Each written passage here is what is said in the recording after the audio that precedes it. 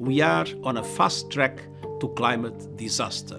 Major cities underwater, unprecedented heat waves, terrifying storms, widespread water shortages, the extinction of 1 million species of plants and animals. And this is not fiction or exaggeration. It is what science tells us will result from our current energy policies. We are on a pathway to global warming of more than double the 1.5-degree limit agreed in Paris. Some government and business leaders are saying one thing but doing another. Simply put, they are lying. And the results will be catastrophic. This is a climate emergency. Climate scientists warn that we are already perilously close to tipping points that could lead to cascading and irreversible climate impacts. But high-emitting governments and corporations are not just turning a blind eye, they are adding fuel to the flames. They are choking our planet based on their vested interests and historic investments in fossil fuels, when cheaper, renewable solutions provide green jobs, energy security, and greater price stability. We left COP26 in Glasgow with a naive optimism based on new promises and commitments. But the main problem, the enormous growing emissions gap, was all but ignored. And the science is clear. To keep the 1.5-degree limit agreed in Paris within reach, we need to cut global emissions by 45% this decade. But current climate pledges would mean a 14% increase in emissions. And most major emitters are not taking the steps needed to fulfill even these inadequate promises. Today's report is focused on mitigation, cutting emissions. It sets out viable, financially sound options in every sector that can keep the possibility of limiting warming to 1.5 degrees alive.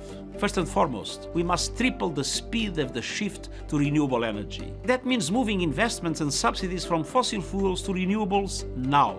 It means governments ending the funding of coal, not just abroad but at home. And it means climate coalitions made out of developed countries, multilateral development banks, private financial institutions, and corporations with adequate technologies supporting major emerging economies in making this shift. It means protecting forests and ecosystems as powerful climate solutions.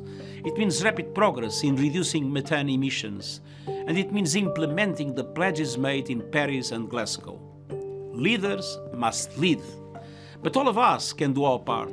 We owe a debt to young people, civil society, and indigenous communities for sounding the alarm and holding leaders accountable. We need to build on their work to create a grassroots movement that cannot be ignored. If you live in a big city, a rural area, or a small island state, if you invest in the stock market, if you care about justice and our children's future, I am appealing directly to you. Demand that renewable energy is introduced now at speed and at scale. Demand an end to coal-fired power. Demand an end to all fossil fuel subsidies. Today's report comes at a time of global turbulence. Inequalities are at unprecedented levels. The recovery from the COVID-19 pandemic is scandalously uneven. Inflation is rising. And the war in Ukraine is causing food and energy prices to skyrocket. But increasing fossil fuel production will only make matters worse. Choices made by countries now will make or break the commitment to 1.5 degrees. A shift to renewables will mend our broken global energy mix and offer hope to millions of people suffering climate impacts today. Climate promises and plans must be turned into reality and action now. It's time to stop burning our planet and start investing in the abundant renewable energy all around us.